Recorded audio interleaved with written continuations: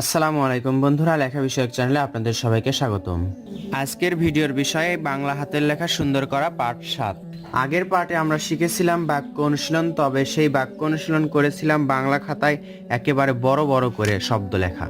আমরা অনেক সময় এটা ভাবি যে যখন বাংলা হাতের লেখা এত বড় বড় করে লিখবো তখন কিন্তু দেখতে খারাপ লাগবে, আর এত বড় বড় করে গণিত খাতায় আমরা লিখতে পারবো না। তাহলে আমাদের লিখতে হবে কিরকম লেখা, দেখতে পাচ্ছেন এরকম লেখা। আর লেখাটার মাপ কিভাবে একটু ছোট করব দেখুন।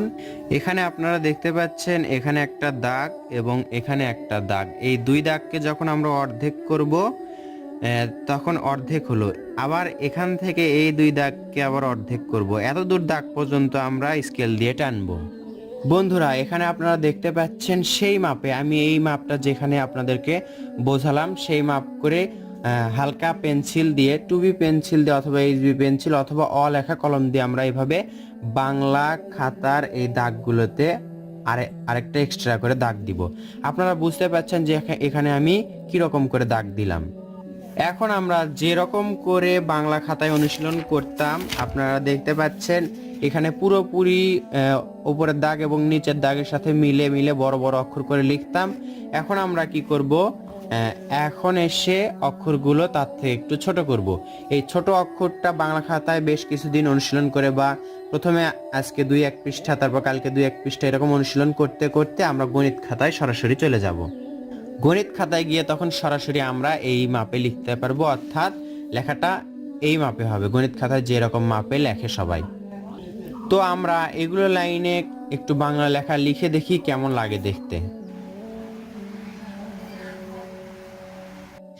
তো বন্ধুরা, এখানে আপনারা দেখতে পাচ্ছেন এভাবে লেখার পর লেখার মাপটা একটু ছোট হয়ে যাচ্ছে এবং গণিত খাতায় লেখার উপযোগী হচ্ছে।